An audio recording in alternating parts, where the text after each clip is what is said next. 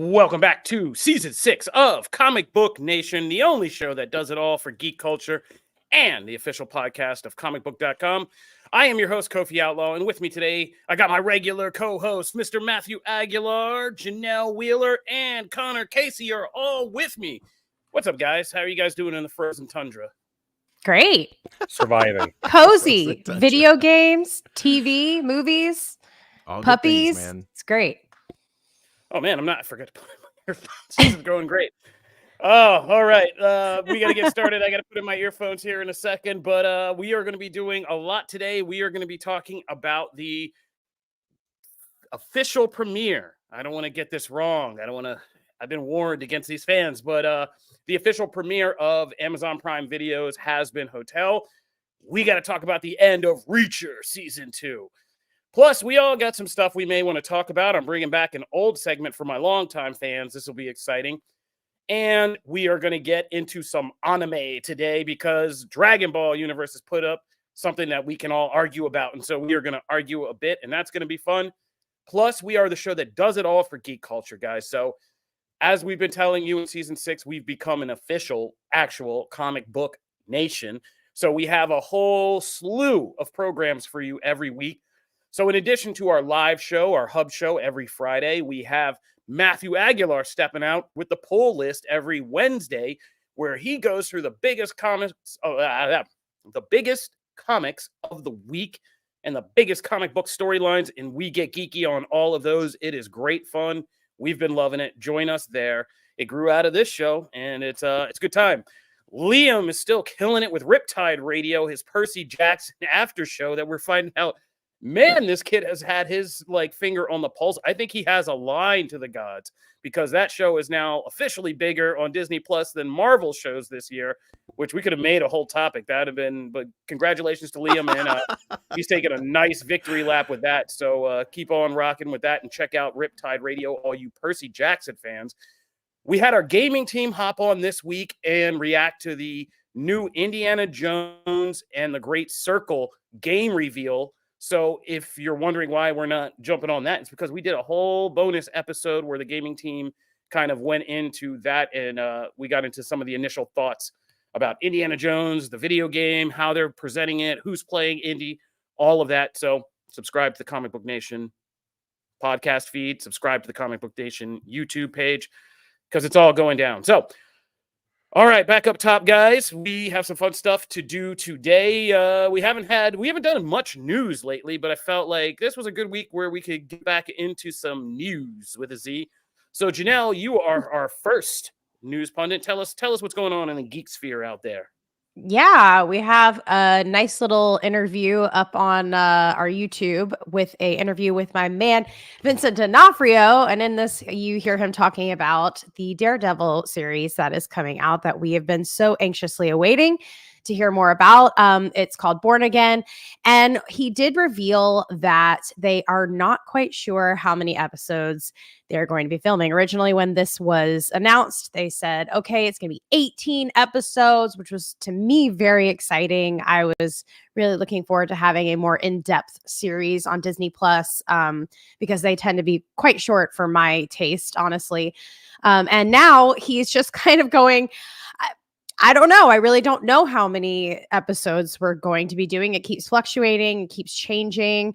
They obviously have changed a lot of players within this formula. And it's kind of, I don't know how I feel about this. I feel like it's actually a little disheartening for me because I kind of want to hear that they just have it all figured out and it's going according to plan and it's going great. And this isn't what I'm gathering from this. His quote was, "The amount of episodes keeps fluctuating, so I really don't know the number that we're at right now, but it seems like there are a few shows that could work with more episodes. Then some just need 8 or 10 or 6. Echo is like 5. It just sounds really muddled to me. So what do you guys think about this? Are you kind of like, does this throw you off? Does this make you worry for the series? I think it's going to be 2025 before any of us hear anything from Marvel Studios that sounds like confidence. So looking forward to 2025. I think 2024 is going to be the last of the Chapek mop up where we got to clean up all and get the boat turned around from everything we started. I don't think I was just talking about this on my more scandalous podcast X about what Bob Iger's reaction to learning about Agatha Darkhold Diaries probably was. He probably isn't too thrilled. Like, ooh, that's the thing to put the franchise on, Agatha Darkhold Diaries. So I think we're gonna get, and shout out to the Agatha fan base. I'm not trying to have you come for me. I love Catherine Hahn and all that, but I don't think that's going to, unless they've done something really clever with that. Like, I don't know if that's going to be the thing that makes everybody go, you know what? We back, baby. The franchise MCU, we back. So I think 2024 is going to be the last of the clean out, and Daredevil Born Again is unfortunately a very important middle child that got kind of stretched in this little divorce and like is just like, you know, going back to live with dad, Bobby Iger now. And it's just like, we got to retool this show, because I still think if Echo is something that looks like it was nearly split apart by all this. And so I can't imagine where Born Again is. So we got some promising updates. I mean, right after we did a show last Friday, we heard that the entire squad's back. We might be getting Foggy and Karen, the original Netflix Daredevil squad, back. So very excited about that. It looks like the adults are back in the room, and they were just like, guys, we have a Daredevil. The Daredevil was working. People seem to be loving the Daredevil even more now. We don't have to make this exact thing, but why reinvent the wheel that we already have working? Like, let's just do what everybody knows from the beginning should have been done since this hashtag started, and let's just bring back some of the original Daredevil elements, you know? Yeah, with every story that comes out about this show, I am in the camp of, as long as it's good, I don't care. As long as it doesn't have the stink of the Bob Chapek era on it, I don't care if it's 12 episodes, 16, 18, 10. Don't give a hoot. As long as it's good, doesn't matter. Keep tinkering with it until it's good. Yeah, I mean, it's Daredevil. Like, we need the street level stuff to get worked out, and yeah, they need to get this right. So I'm excited for the arc. I'm excited for the kind of the Mayor Fisk of it all. I think that's an easy thing to make in the vein of a Netflix show, and even to kind of continue on from where we left off with that, because Kingpin trying to get a public image started was like a major part of that show, and it was a wonderful part of it, frankly. So yeah, I think we could just put this in the MCU, keep a lot of the same feel and elements, and I think the Daredevil Netflix got it right for that street level hero. It was when it got comic booky that it got kind of wonky, but that's why Kevin Feige's there to make that all fit and make sense now. So I think this is one where it's just easy. Just do the thing we all knew you should do from the get-go, or do the thing we all said, you know, we wanted to see back in the Netflix days. Bring Spider-Man in. Just do it. Just do it. All right. So we're gonna get in circles here. So let's move on. Our other big news of the thing that I thought we should highlight. There's been a lot of Game of Thrones talk because Benioff and Weiss have been out. They've got their new Netflix series, Three Body Problem, coming. So they are trying to sell that show. But of course, everybody has questions about Game of Thrones, which, you know, I went down a rabbit hole. I wrote a thing because they said their one big regret from that show, their one big regret was not doing more with Mord the Jailer. And giving him a complete story. If you don't remember who Mord the Jailer is, the guy who beat Tyrion at the Eyrie in the Sky Cells, and Tyrion paid him off to get out of there and save his life. That's how he met Bronn and all that. But yeah, they should have done an epilogue, because they were going to do one where he was like a tavern owner, because he got paid. He got out of the Eyrie, man. He started a new life. Now I'm always wondering what happened to him. But in all seriousness, it has been confirmed by HBO's head of programming, Casey Bloys, that we are going to get production started on the next Game of Thrones spinoff, which is the Hedge Knight. Yeah, so we're going to get the Hedge Knight Game of Thrones series. That's going to start. It's still on track to go into production this year. If you don't remember like what that one is about, it's okay. It's, you know, it's about a time long ago in this like legend of the Hedge Knight that came out, and he had a kind of a squire. I forget exactly what it was. Oh, comic book, stop trying to advertise to me right now. It's the Dunk and Egg story. It's the Dunk and Egg story. Yeah. So the bright side of this one, that wasn't hanging over the original series is that this is done. This is completed. It's why I'm confident in the future direction of House of the Dragon, and it's why I'm hyped for this one, because when you ask, like, what other stories could they tell? Dunk and Egg was always brought up, even when Game of Thrones was happening, to the point where we thought we would get a show out of it. So the fact that they're moving ahead with, I think Kof said it's a movie, sure, why not? What Oh no, is it's a a spin-off dunk series. and an egg, Oh, though? it's a series. What is Yeah, that? it's the next spin-off series. Duncan Egg was a knight. Sir Duncan was a knight. He was a famous Oh, knight. okay. And Egg was his squire, but Egg was actually Aegon Targaryen 5. So Yeah. he was one of the Whoa. Targaryens. And so Whoa. Not the crazy Yeah. one, the one before him. Yeah, yeah, the I'm one before the interested. crazy one, for the Mad That King. And that but sounds really cool. it shaped him as a king, having this time squiring for this famous knight, and it really kind Wow. of shaped and ushered in and would usher in this new era of the Seven Kingdoms. And so their story was kind of collected into these tall tales of Sir Duncan and his squire. And because he went undercover as Egg, it was Duncan Egg became the legend. But yeah, there was collected Yeah. into a thing of a Knight of the Seven Kingdoms, which was like a whole thing. But yeah, it's another interesting way where Game of Thrones has these legends, right? Where we have these established lore from the show, but when we go back and we start to look at it, it's can be very different or not quite what we thought, which is, by now one of the main hooks of the series, because that was the whole thing about Game of Thrones and Jon Snow and him being an Aegon Targaryen and all that. So this could be another fun way where we see like how a Targaryen or how a Targaryen was transformed by being with this knight and learning kind of like the common people and all that stuff. So I'm kind of like weirdly interested. I think it's one that's kind of undercover for people. Like you hear it and you're like Janelle's reaction. What's a dunk? What's an egg? Why the hell do I care? Then you hear like who Egg is and all that, and you're like, oh, nice. You're like, all right. So yeah, it's kind of something I'm looking forward to. How about you guys?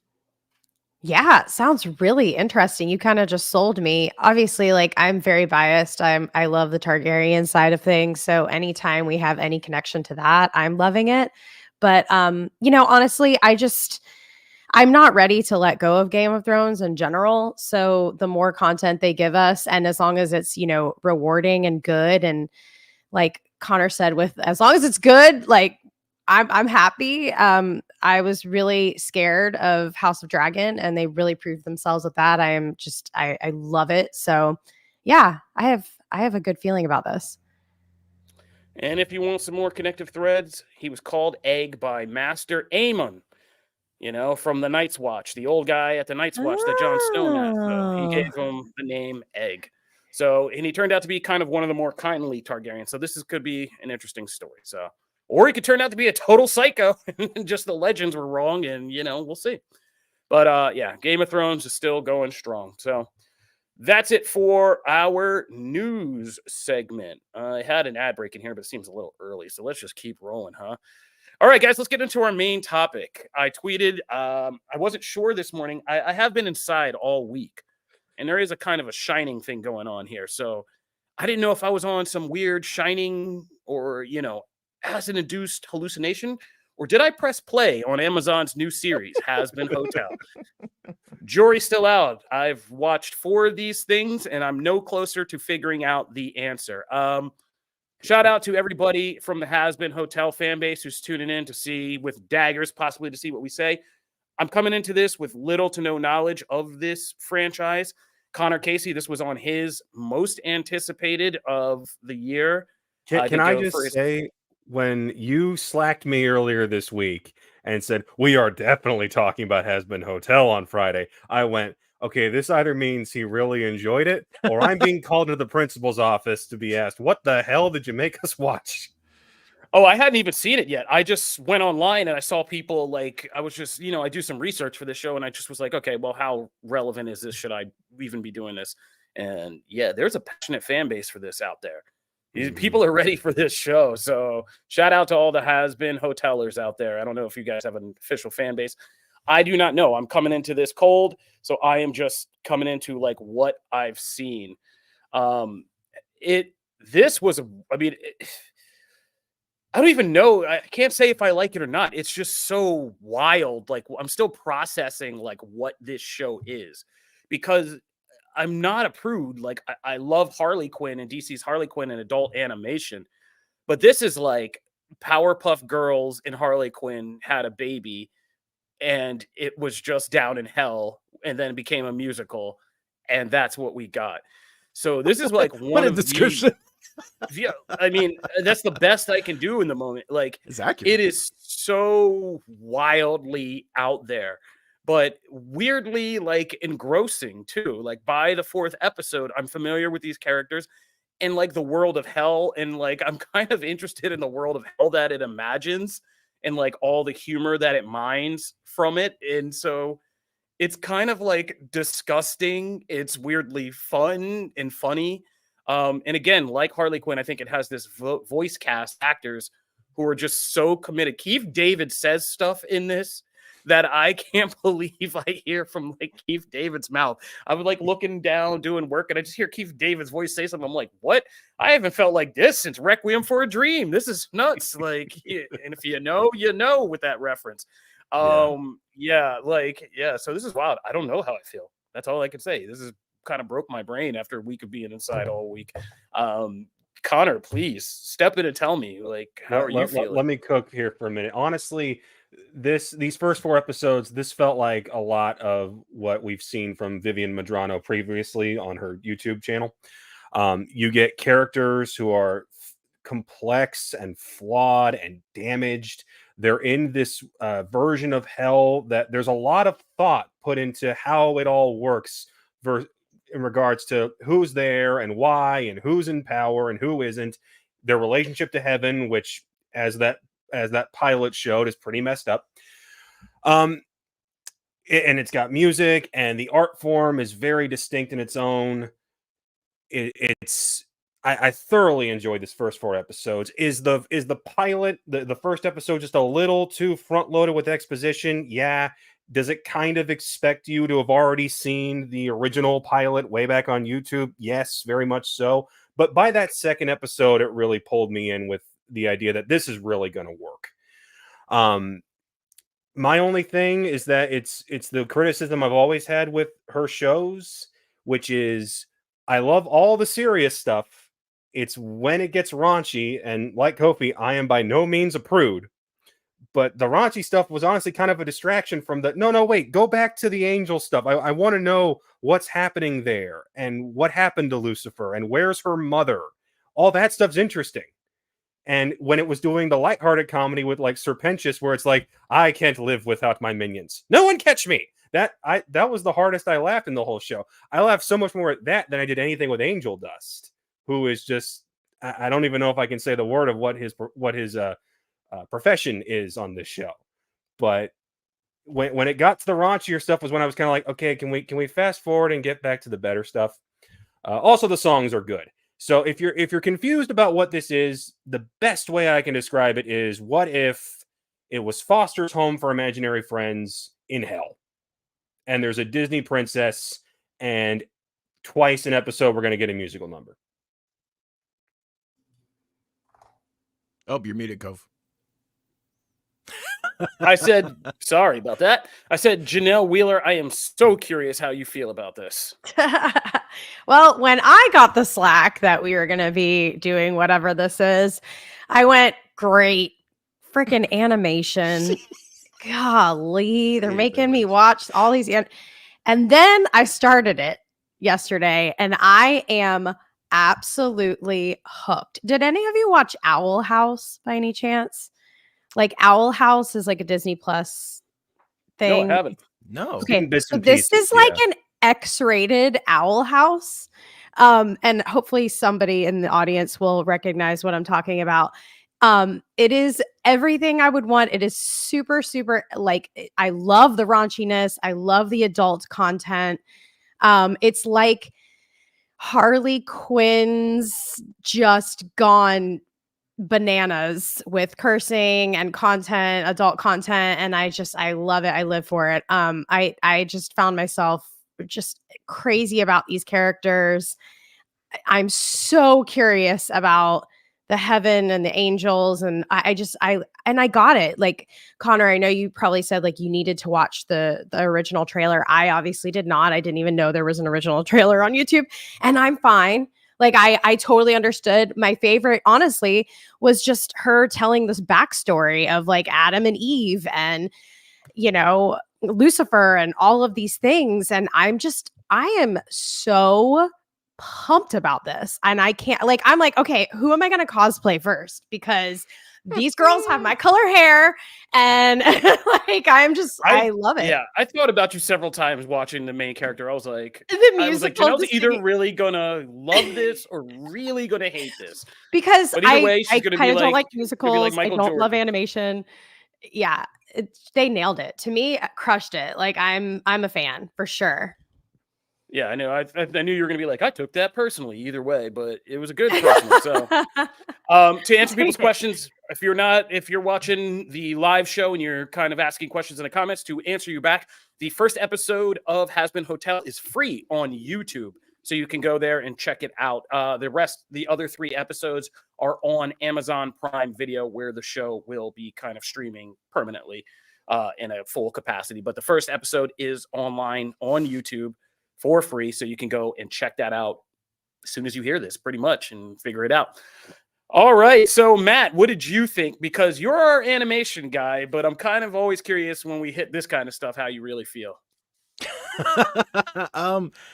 I gotta agree with a lot of things you said. I think I'm mixed. I don't know, like, I haven't really formed a concrete opinion yet. I will say I adored the music. I actually, like, the first song, like, was like knocked out of the park. I actually almost thought Ember was gonna run in to the room and go, "Oh, are you like watching Frozen? Or are you watching like Disney?" Because like it's so. I was like, no, don't listen to that. Don't listen to that. It's the music's excellent. I love the animation style. It actually reminds me a lot of for anyone who's played the Disgaea franchise from Atlas. That whole RPG series is actually set in this kind of world, hell, angels, all the mixing, the really sarcastic banter, all that stuff. It's actually in that game franchise, and they're like on to game 8 or something at this point. So like I love the concept and the premise. I agree with Connor though, like sometimes it tried too hard for me, and it kind of took me out of what was happening, because there's like good stuff in there and good character interactions, but like I'd hit a moment and be like, okay. Like it felt like it was like reaching for something. And I'm like, I'm interested in that. Like, let's just move back over here. So, I don't other than this show, like if it wasn't for this show, I don't know if I'd stick with it. Cause there's just other stuff I want to watch, but there's the aspects I love about it, and I can see why people dig it. So like I'm mixed. I don't know what my opinion lies quite now, but we'll see. I'll probably give it at least another, maybe episode or 2 when we get those new ones, and see how I feel. Yeah, it's the same problem her spinoff show Hell of a Boss runs into a lot, where there's just entire minutes just of raunchiness, and you're kind of like, can we keep moving forward? But last thing I'll say on it is that I'm just glad this exists, because it's an art style that is entirely its own thing, where no one's going to look at this and go, oh, she's just copying off Rebecca Sugar or JC Quinzel, or oh, it's another Netflix animated type show. Oh, it's like Into the Spider-Verse and Mutant Mayhem, where it's all hand drawn. No, it's very distinctly its own thing, and I'm glad that is being given its own platform. Yeah, I mean, if there's nothing else to say about the show, it is its own thing for sure. And it's pretty wild. And like I said, I'm kind of weirdly engrossed. I feel like it's something I will flip on, maybe not immediately every Friday, but like during my Friday, I'll be like, yeah, why don't we just pop back in the Hazbin real quick and see what this is going on here. So and kind there's of already fun rabbit holes to dive into if you want to know like how hell works and who's in charge of which realm and why.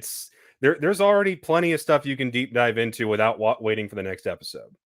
Okay, well, there you have it. Fans watching, give that a look. Yeah, that's why you come here, Comic Book Nation. We do it all for geek culture. We inform you. We let you know. Let you know how you can waste your time in the best ways. So that's our review of Hazbin Hotel. We're going to take a quick break, but when we come back, we got to talk about that Reacher finale, baby. Plus, we got a segment we're bringing back for you guys that I'm bringing back from one of my old shows, because we just kind of needed it. And I was getting asked too many crazy questions about stuff. So I was like, here you go, kids. Then we're going to talk some anime debates, some comics. This is a show where we're going all around the bend. So stay tuned for Comic Book Nation. We'll be right back.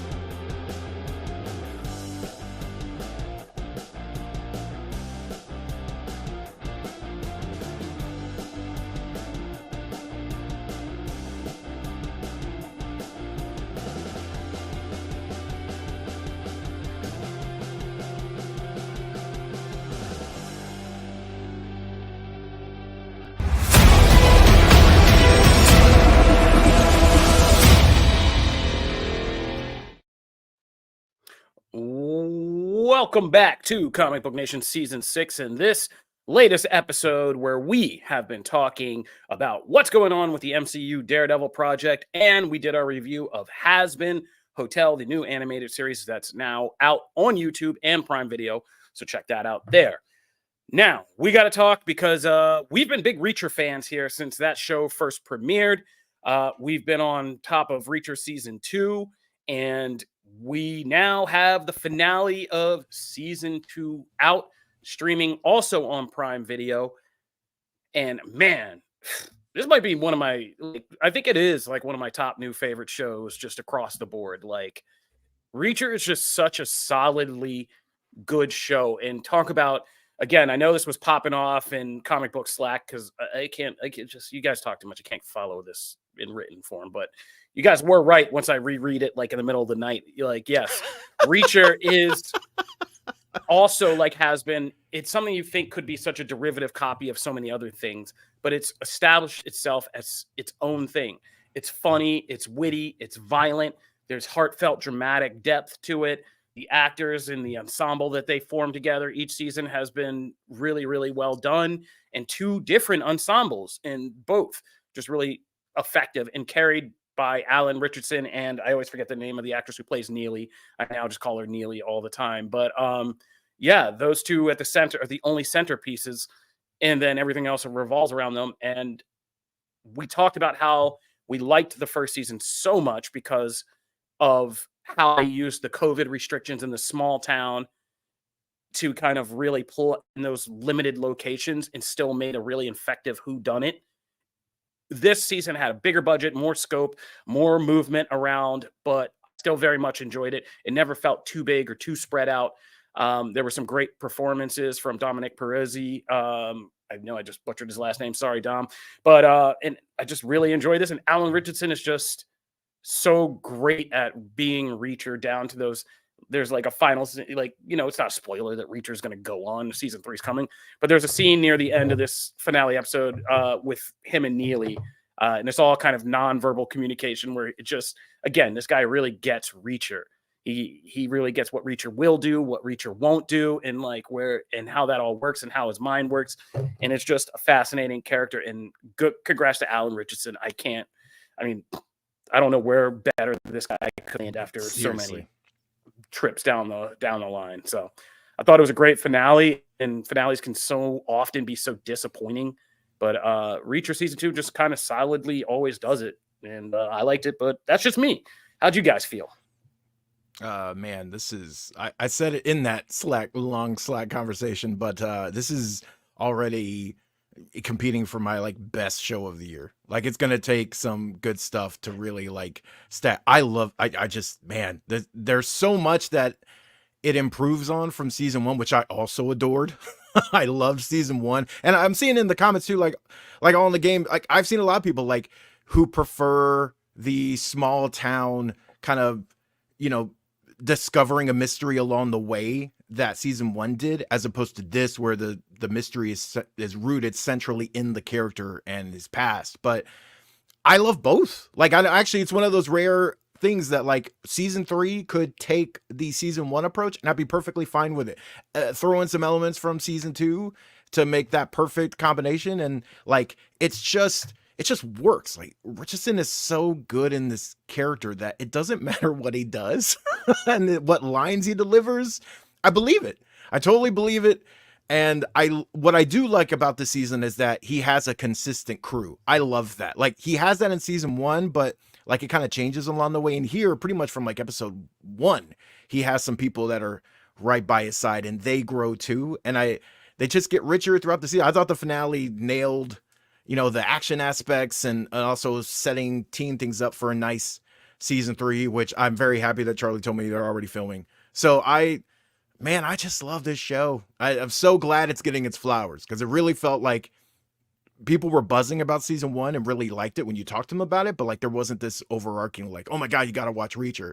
And it feels like season 2 has kind of hit that critical mass where people are talking about it. Amazon's promoting it, touting it. Like, it feels like it's, you know, finally it's here, right? It's arrived. So I'm just glad. I'm glad people aren't sleeping on it, because it's so good. I cannot wait for season 3. Yeah. Just to not to interrupt our other two hosts, but like, yeah, there's already possibilities breaking down for what season 3 will be, or just at least the nature of it. Some good guesses are the Lee Child's book Tripwire, which is Reacher on a beach in Florida, having become like a Florida beach bum for a while. And that's a fan favorite leading possibility, because people just want to see Alan Richardson in a Hawaiian shirt, Right. Open Hawaiian shirt. Just Writes laying itself. on the beach, He's on beach. just being like, beach Reacher. We don't wear Hawaiian shirts in Florida. Also, you got to get Ken. I've for seen that, what you guys wore in Florida. Sometimes it's tank homemade tops and battle flip-flops. armor and crazy stuff like that. Like, yeah, you guys got Joker tattoo, man. Let's not get into what everybody does. You got to get, if they go to the beach though for season 3, you got to get Ken, because he does beach. And You know what I mean? Florida Yeah. tourists always wear Hawaiian shirts in Florida. Oh God. Florida tourists wear, as someone who lived there for like a year, Florida tourists it's insane. Like, what They just tourists wear Mickey in Florida. Mouse to everything. They're like at Universal Studios wearing like Mickey Mouse ears, and you're On a rolling good your day. eyes like, what are you doing? On a Oh, good day. you're talking about the L Florida. We're talking about. I mean, there's also T Florida, that top that goes across. Oh, the that's Keys and Georgia stuff. and Alabama, honey. We don't consider that Florida. Boy, you went super southern there. Wow. We don't know. well, And well, true honey. Floridians, that's North Florida is Georgia and Alabama. I cross over that border from Alabama into Florida. It's a world, but it is Georgia, or your state on line. my That is- mind. yeah. I don't Oh want to my claim all God. the parts of Pennsylvania. Trust me, but you know Should we what? play It's like still the PA. FGL? Baby, it was so. Oh, please stop. As producer Now- Rich is pointing out, it's like people who come to Nashville in the boots and the hats. Yes. and, Yes. like we're like, bro, Oh, God. that's not daily life around here. Like They're the ones that keep those boot shops open. They Yes, really But I am are. all yeah. I'm all about Reacher in Florida, especially like if it's a like South Florida vibe, like Miami. That would be really, really awesome to see.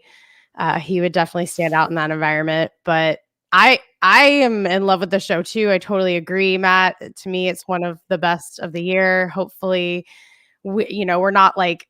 Hopefully, there's great shows, but Right. Yeah. Yeah. we had this. It's a good problem to have, you know. Yeah.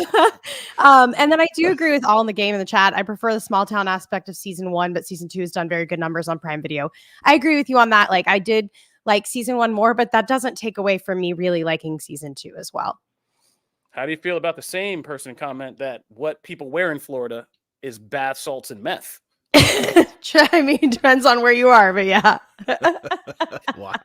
Oh boy. All right. No, but Reacher, the other possibility that's also, I think 61 hours is a good one, which is named because Reacher gets stuck in a snowstorm. So That'd be interesting. I would see Reacher.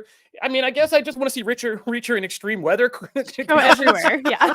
Either There's a Reacher tornado. in like, Come to Yeah, right. tornado, or Reacher in a Insert snowstorm, natural like, disaster here, and then Yeah.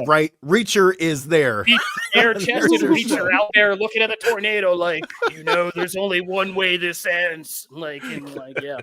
That'd be great. All right. Anyway, we're going off the end. But Connor, as our one of our actual wrestlers, how did you feel about the finale of Reacher?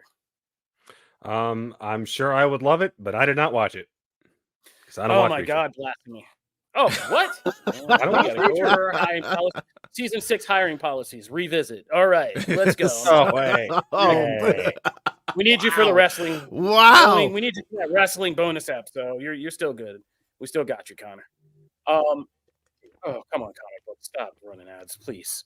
All right, here we go.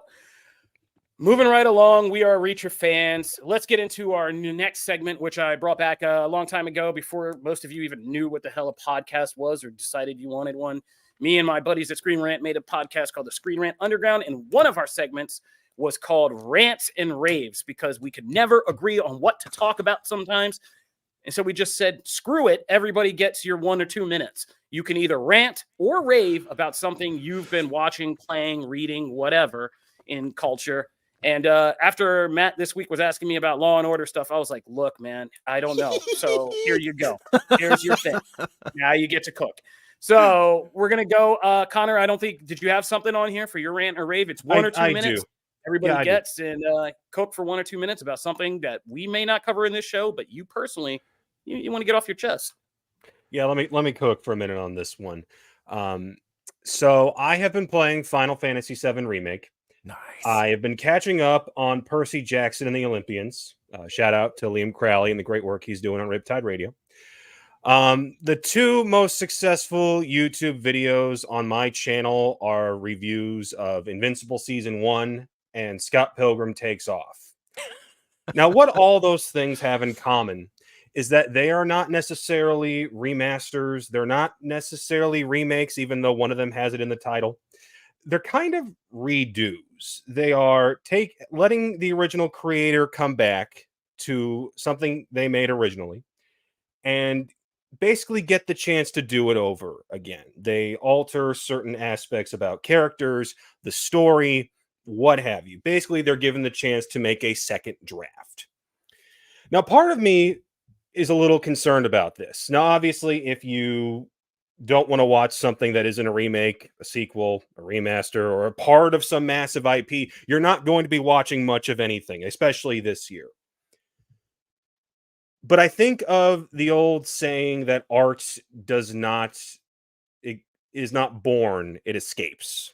In that, if you ask anyone who creates something, whether it's videos, movies, television, art, music, they'll all tell you the same thing, which is, if given the opportunity, we will tinker with it forever.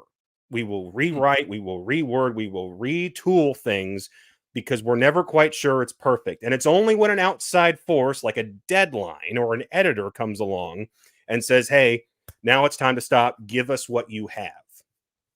Growing up, I witnessed the worst of this, which was the Star Wars Ultimate Editions. That was George Lucas coming back to his original trilogy, tinkering with it way too much. It now lives in infamy. But I look at all of the properties I just mentioned. I really like Percy Jackson. I like the show. It's much better than the Logan Lerman train wrecks, but I'll also acknowledge that it's changed quite a bit from the books. I like Final Fantasy VII Remake. It's grabbed me a lot more than the original games ever did. I really like Scott Pilgrim Takes Off, even though I love the Edgar Wright movie. But I guess I have a question for the audience, for you listening at home, for you watching right now. Do you think this is a good thing? Is this a good trend that we have in modern entertainment, where we're allowing creators to basically get a redo? It's hard for me to say whether I like it or not, because while it does feel like this is not a pleasant trend, I'm liking what it's created so far. So I'm torn on that one. So this isn't a rant. It's not really a rave. It's more of a question. And it's, what do you guys think? You're muted. I think it's the rants and raves, bro. You're asking a really nebulous question about, I don't know. I can't recommend or not recommend. Would you recommend all these things to the viewers? I think is what we're kind of asking here. Yeah, Get a I would. little off the reservation. All right. So there you go. So Connor recommends all these things. Take that question, think about it, talk to him on his YouTube channel or add him on Twitter. Janelle, what are you experiencing, and do you like it, or is there something you want to kind of come back? I actually have 2 raves with just a hint of a rant. I finally finished Super Mario RPG for the Switch. It start to finish, 100%ed it, love it. I'm a 100%er. It's very annoying. I don't play it on stream because it's probably so annoying to people that I'm sitting like leveling up my character for hours on end. So I really loved it as someone who didn't play it when it was first released. The reboot of it has been spectacular. The quality is gorgeous, and the storyline is so fun. You can choose a difficulty, which is really nice because if you're someone who doesn't like to sit there and grind, you can just blow right through the story and have a good time with it. So I highly recommend it. If you are taking a road trip, you have some travels planned ahead, it's great handheld. Obviously, you can play it with the Pro controller on the screen, but I really enjoyed it just like in my hands. So love that. And then I finally binged Beef after winning all of these awards. And it has been so rewarding. It was really not what I expected at all. I actually had no expectation. I had no idea what this was about.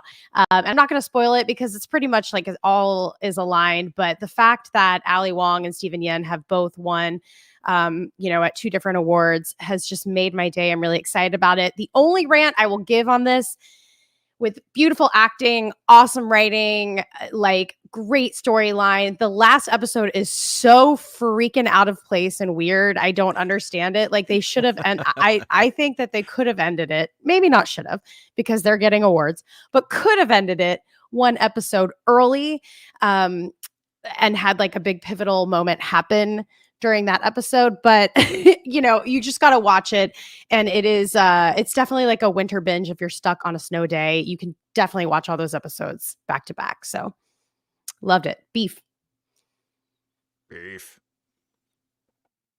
Oh, you're muted, Cove. In the mute button. I'm just going to stop using the mute button. That's it. You guys are just going to have to hear everything that I do. All right. Listen, Beef is great. And I know we didn't cover it on this show particularly, but if you haven't watched that yet, it is definitely worth watching for the talent involved. And oh man, talk about escalation. Talk about marrying things together. There are scenes in that still haunt my dreams. And I was like, wasn't I laughing like a scene ago? Like what Good just show. happened? But good show. Good show. And a good binge watch too. Like you don't have to binge it all at once, but it's good. It's a good watch, and definitely want to second Janelle on that. I'm going to keep it real short and sweet. I am going to rant about Obliterated, the Netflix series Obliterated that I forget from the makers of. Yeah, it's a really good show. I'm going to rant about it because it took me a minute to kind of get through Obliterated, but I came back because other things came out. It's Josh Horowitz and Hayden Schlossberg. They did things like Cobra Kai, Harold and Kumar, and those kinds of films. And this is an action comedy series. It has a great cast. Nick Zano from Legends of Tomorrow. Shelley Herring from, what is she from? I forget. She's like from Teen Wolf or something. Anyway, I wasn't with these Secret Circle. Oh, yeah, Teen Wolf and Ouija and other things. But they lead just a great cast. And it's this action comedy about this elite special forces team that completes a mission of stopping a nuclear bomb from, taking out Vegas. And they decide they're going to use the rest of their budget to kind of party for the rest of the night. And so they do party as in the middle of them getting completely, as the title says, obliterated, and a lot of crazy interpersonal things beginning to come out between them. They find out that their bomb was a decoy and there's a real bomb still out there. And the rest of the series is a single night kind of action comedy about them completely hammered trying to get out there and do their job. And of course, things go sideways in so many different ways. It's fun. The cast is fantastic. There's classic little spy twists and turns and things like that. And it is so much fun. It is such a fun thing.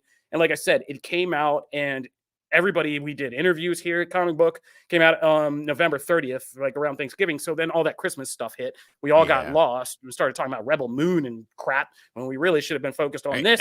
So I went back and finished this, and it's one of the better kind of series that I've seen. And people have already said C. Thomas Howell is in it. Great actor C. Thomas Howell in this one. And he plays a character who is just incredible, named Haggerty, who is this drug doing kind of grizzled old bomb diffuser who's like, addicted to just the thrill of getting in front of explosives. And there's a whole sub arc of him in this show when he's passed out and what happens to him Weekend at Bernie's style throughout these episodes. Great show, great cast, and just highly entertaining, easy watch. So I highly recommend it. The other thing I'll say is I was kind of in the middle on this, but I will recommend it is Self-Reliance. It's a Jake Johnson's new movie on Hulu, which is he enters a reality show game where you have to be with somebody, or if you're ever caught alone, there are these groups of hunters sneaking around that are going to try to kill you.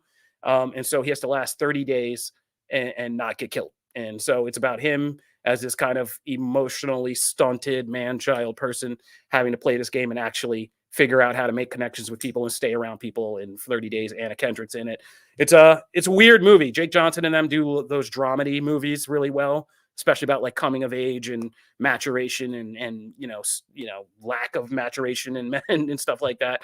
And this is an interesting, funny movie because it's a black comedy that, as somebody's saying, and it goes pretty far with how far he has to go to kind of make it. But Self-Reliance was pretty good. And there's some other stuff in the comments I saw. Yes, I saw True Detective season 4. True Detective, what is it called? Night Country. Good start. I don't want to get into it too much because it's only been one episode and it's just kind of character setting in that episode. So we'll be talking about True Detective Night Country as things develop. But I want to recommend Obliterated, and I want to recommend Self-Reliance if you're looking for stuff this weekend. Matt, how about you? Cook, because this whole thing is really for you, buddy. What? So I was very excited last night. I missed a lot of like big wrestling news because I was in Law and Order land. Because after a long time away, it was the season premiere of all 3 Law and Order shows: Law and Order, the flagship, SVU, and then Organized Crime. So I was immersed for like 3 hours, and it was magnificent. It was a magnificent 3 hours. I'm raving about this because I'm so happy. Because each of them really have their own kind of ecosystems, even though they cross over. So they stand out as individual shows. Reed Scott made his debut, joining the flagship show alongside Macabre Brooks as that new detective duo after Jeffrey Donovan left after last season. And he's fantastic so far. It's only one episode, obviously, but they already have great chemistry. And I just really enjoyed what he brought to the show, which is probably my least favorite of the 3.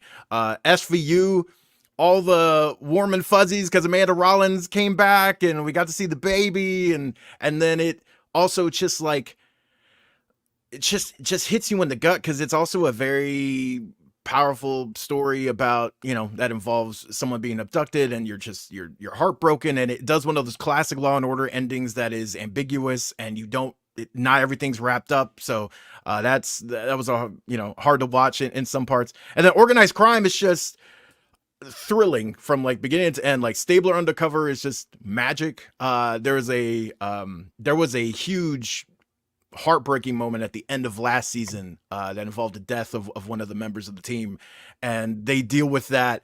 That has a huge effect on the season premiere, and there's stuff going on with Stabler's mom who's like struggling with dementia, and so that's like hard to watch at times, and all of that is woven in like a classic procedural thing, right? But Organized Crime has a kind of different angle on it. So between all 3, I was so happy. It's just one of those things. Like, it wasn't the big crossover episode like it was last year, but awesome. I can't recommend all 3 now. Organized Crime is SVU is still my favorite all time. Organized Crime's right there. And then the flagship. So I was very happy about that. I get to talk about it. I'm excited. Also, just a quick mention, Disney Lorcana, we've talked about it on the show before. But it's one of those things when you have a chance to, I remember I regaled everyone with a story of over the holidays where I was teaching family games, right? And so you never know. It's always unpredictable. I taught my mom Lorcana while she was in town. Because she was like, oh, Disney, and like, oh, that's cool, right? And so I taught her this game in 15 minutes, and by the end, she now has her own deck. She is now buying cards for the game. It's amazing. You just love to see it, right? So, and then like, Anissa picked up some packs for me, right? Like it's awesome. Whole family's involved. I am very excited that Lorcana is grabbing hold, and also that people can find packs, which is awesome. So shout out to that. I am very excited. All in all, great couple days.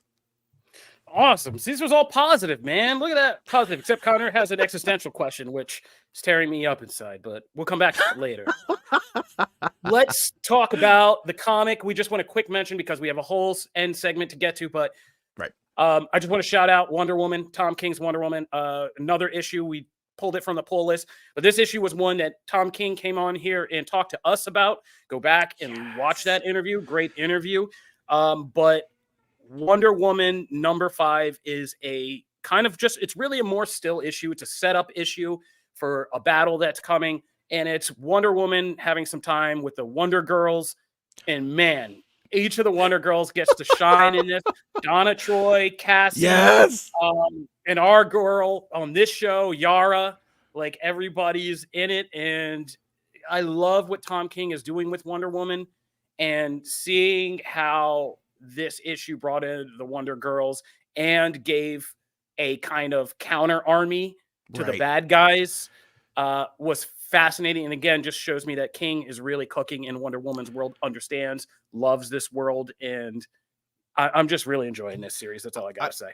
I want to give, because I really want to know Janelle's thoughts, because I've been very excited for her to read this. But I'll say, like, my favorite last page in like so many weeks of great comics, but like my favorite last page, that whole sequence of Yara just saying stuff of like F this, F that. I was like pinpoint. It was perfect. King just gets them. And I'm so excited that he really devoted so much time. And also in the comments, like having Grail, Cersei, like Swan, like all those characters from previous arcs that, like, it was awesome to see them all brought back in. And he did a really good job of giving you an indication, like, who they were for people who maybe weren't, around for those introductions. Janelle, what did you think of this? Because I'm very excited to hear what you think. Yara's so mean about age. Like, she is so aggressive, calling her like an old fool, an old lady, just over and over and over. And I'm like, the disrespect, like it's not necessary. She's a hot young Brazilian superhero, man. She's got different outlooks. It kind of made me not like her.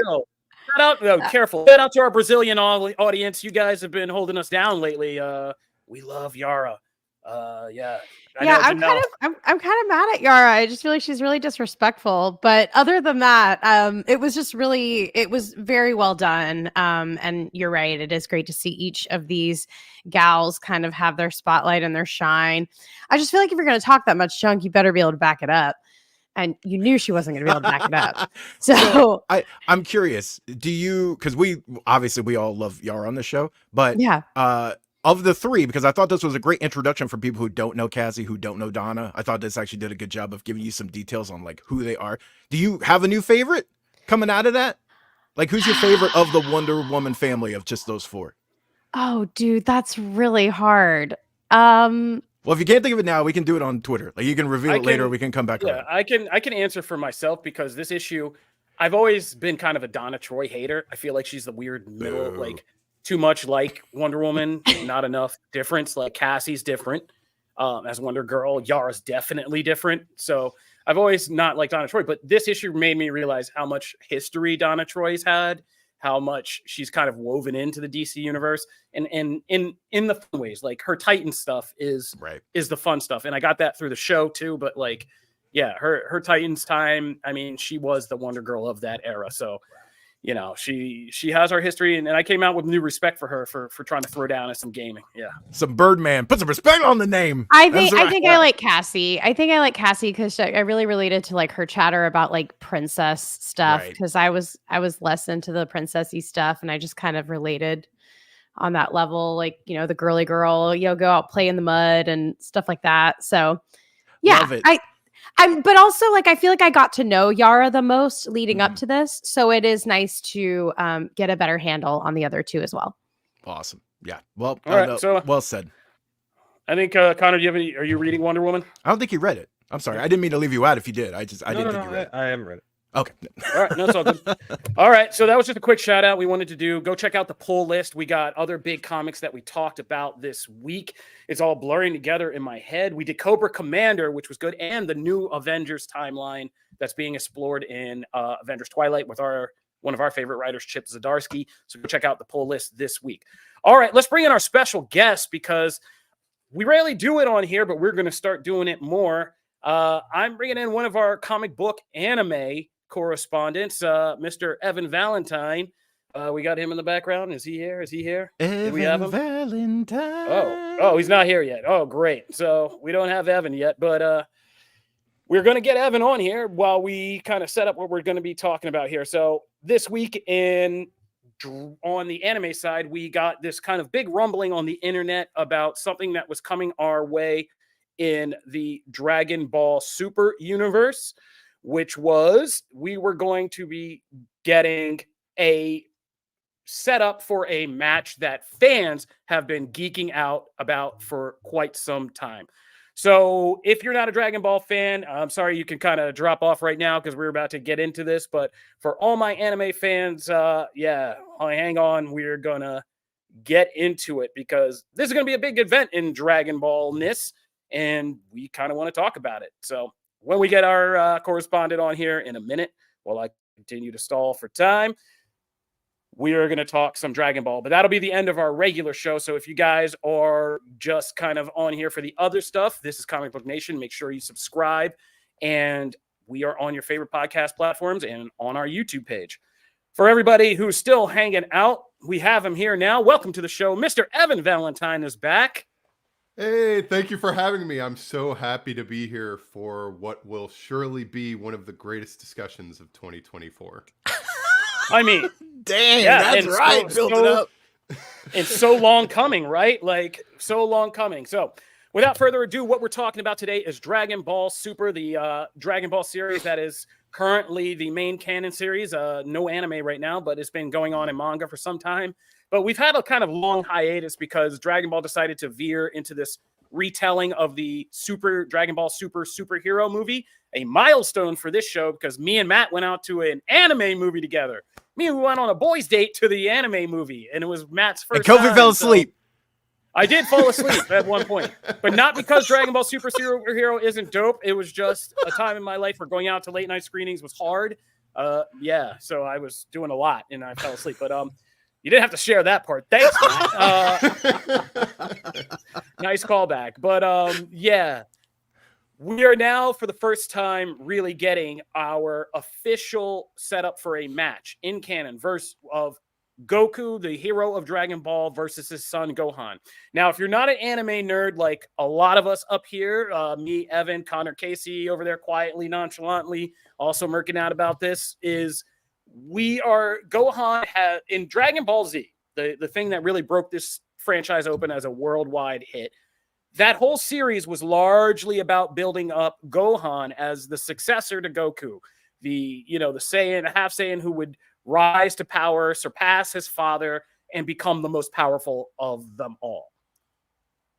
We then got to Dragon Ball Super, which takes place within the span of Dragon Ball Z, but not before the final ending of that series. And for all the years of Dragon Ball Super, Gohan's been gone, like, for the most part. He's shown up here and there in like Black Goku Black saga and like flashbacks of his alternate future self. We've had like loose Gohan.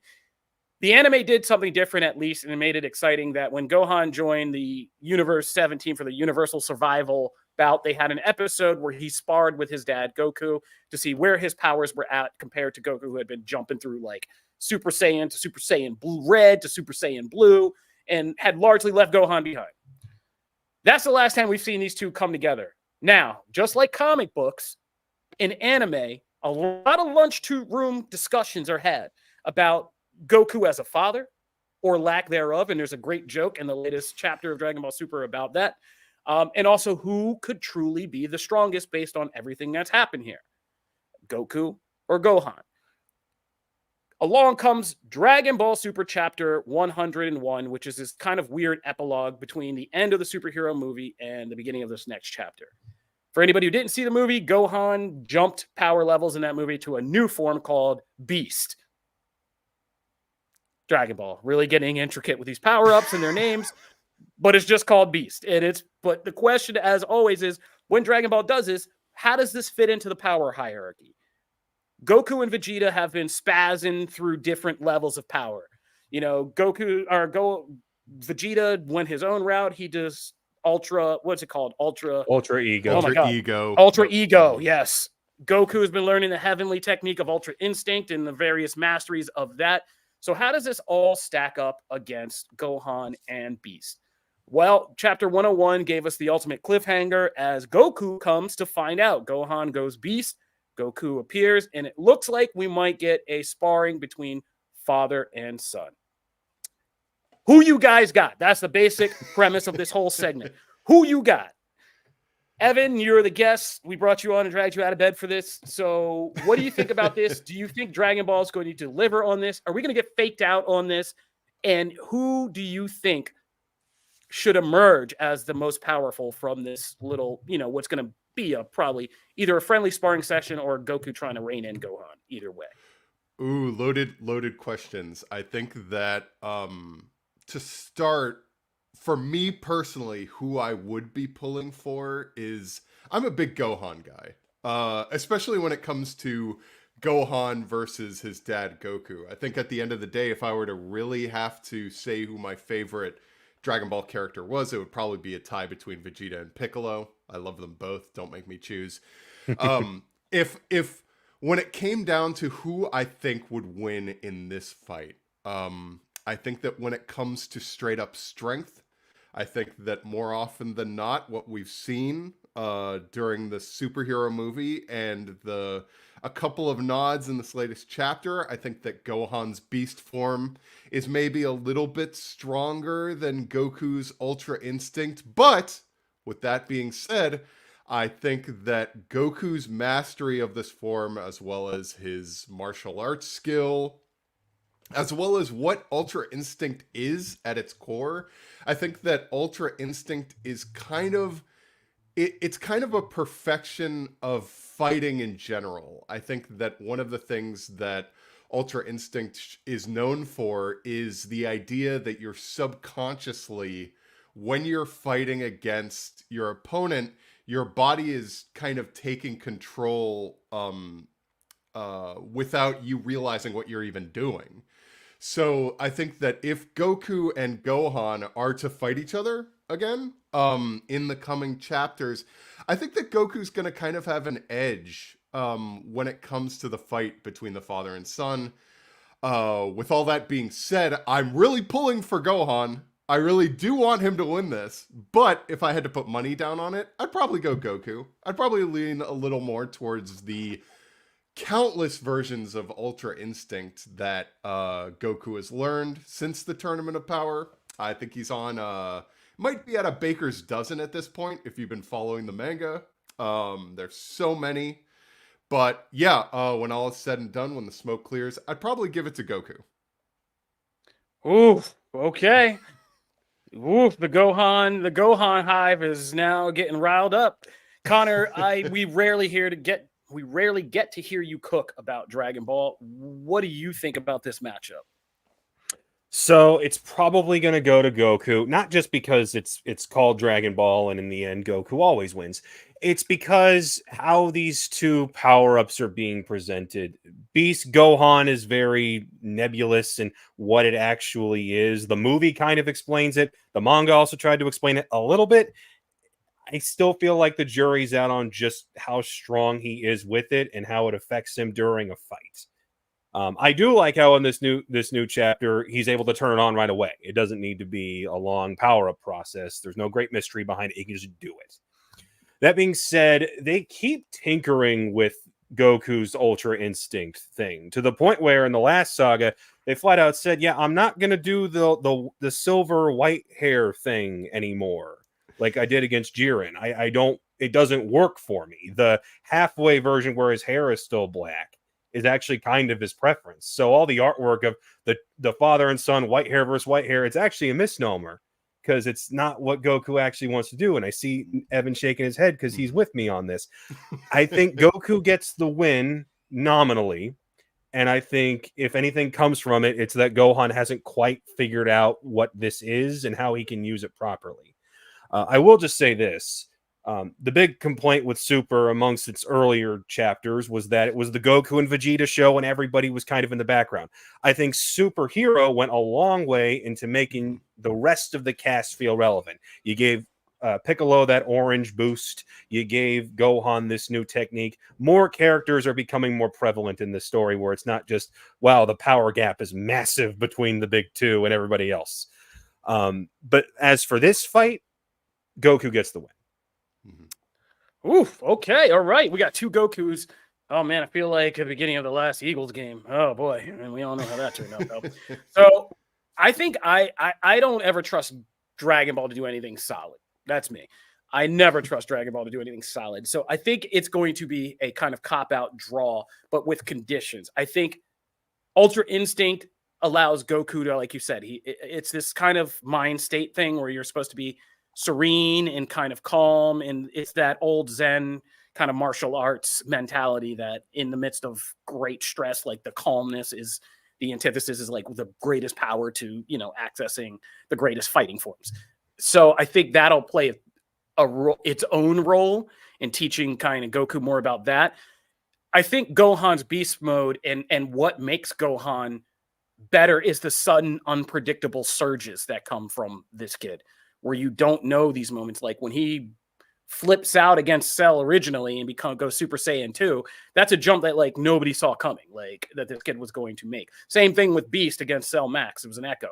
So every time Gohan awakens some kind of power or something, it's this unpredictable surge. There's always this indication that there's this huge well inside of him that he can tap into. And I think that's what's going to be the interesting thing about this matchup, because Gohan isn't Broly, so he's not totally out of control. But there's something in this latest issue that suggests that Beast Mode is kind of this more Hulk-like thing, because everybody's like, whoa, he just flipped out in an instant and he's more aggressive and he went Beast. So he is kind of edging into that Broly territory, but with that like reserve of power and being able to just do crazy things because he just simply has the power. Goku will have the control. But like Mike Tyson said, everybody has a plan until you get punched in the face. So it'll be interesting to see like how Goku can maintain Ultra Instinct when something as unrelenting as Gohan in Beast Mode is knocking the living crap out of him through mountains continuously. And if he can maintain that, or if he's like going to flip out and lose that thing and start going like Super Saiyan 3 or something else that uses that aggression, you know what I mean? So I think that'll be the stalemate. It'll be like Goku can control him, but and restrain him, but barely. And like Gohan is, if they kept going, if it was a real fight, it would be one of those things. If this is a real fight, I'm not sure I could have followed you. One of those things. I think that'll be the indication that Goku still has that daddy control now, but the son is definitely boiling over with stuff that will one day kind of outpace him, which is pretty much fatherhood in a nutshell. I can tell you that right about now. Yeah. And I think as Addy Addo was saying in the Twitch comments here, I think also, in Dragon Ball, you also got to keep an eye on the time, right? Because these people can't keep that pep up forever. So it's going to be who runs out of pep first. And I feel like you guys are right in the sense that Goku's been through the trial and error with Ultra Instinct, kicking out on him at the worst moments. And he's learned how to harness that, where Gohan is just still all emotion. He got into this beast mode because felt like someone was coming at his kids. He went into daddy bear mode, and, you never know how long that's going to last. If we can pull back for the last part of this segment, and let me ask you guys, because this is like the most exciting talking point. Like, let's be honest, this has been the most exciting talking point we've had in the Dragon Ball Super series in like a year, because we've been slogging back through that superhero retelling, which didn't necessarily need to happen. I get they expanded a lot of things, but do you guys feel like we're at a good power point in Dragon Ball right now where there's like interesting enough powers, balanced out enough? Or do you think it's still kind of a massive hurdle with this series getting all of this kind of, no pun intended, leveled out?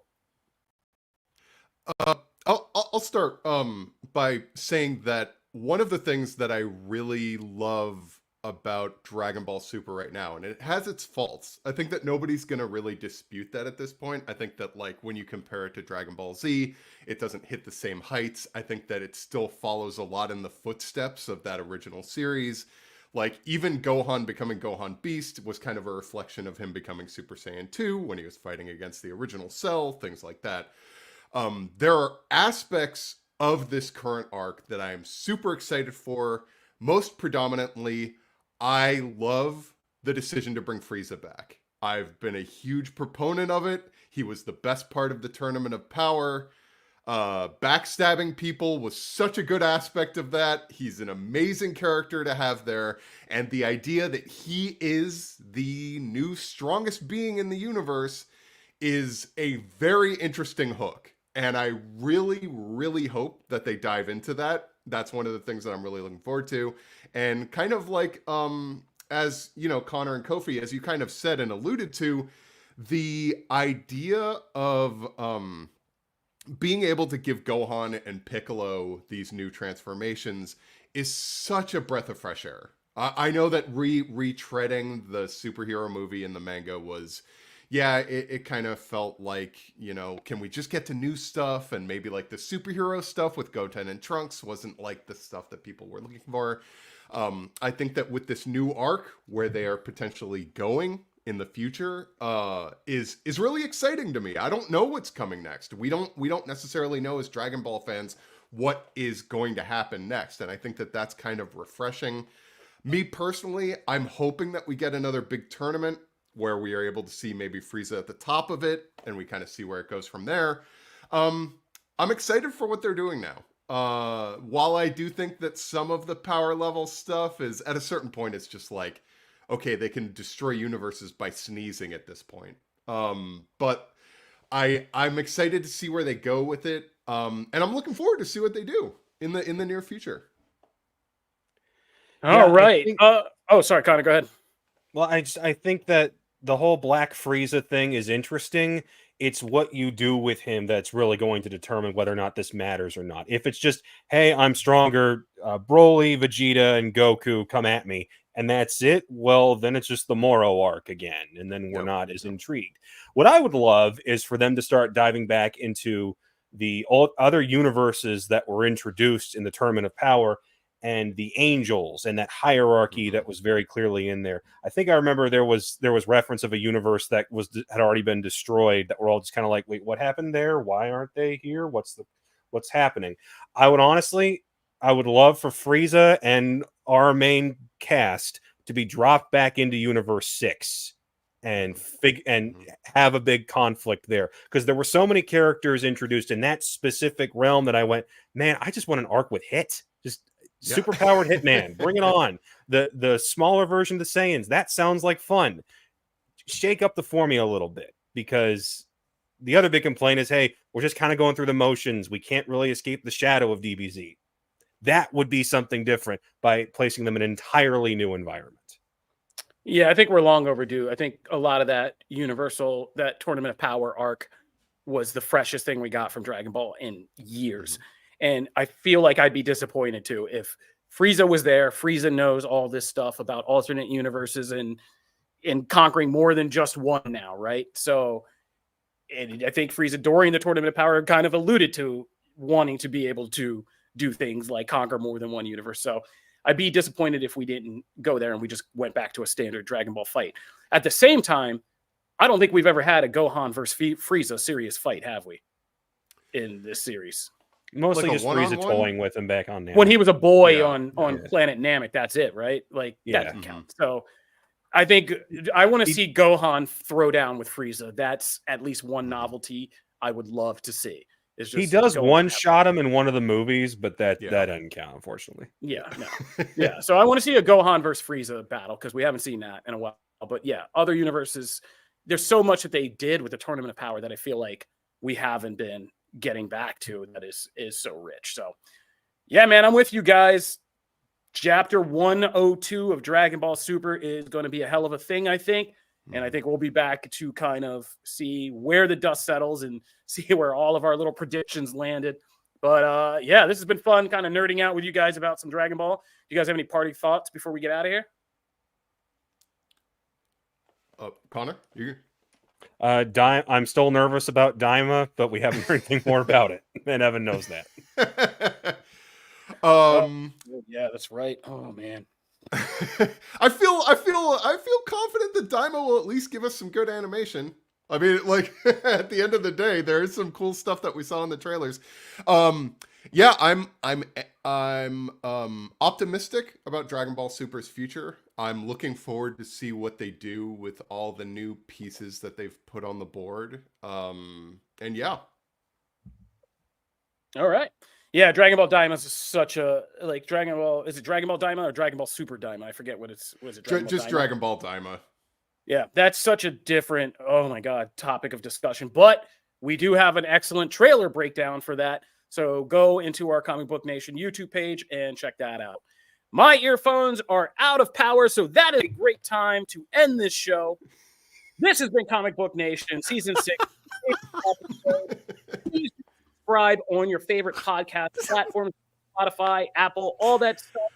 Subscribe to the Comic Book Nation YouTube page and the Comic Book YouTube page. Both are excellent. Both feature our content, and the content's only getting more extensive and better with our, as you can see, this way, talented panels of hosts everywhere. We're Comic Book Nation. We'll see you guys out there, hopefully in a thawed-out world next week. We'll see you guys. Peace. Later.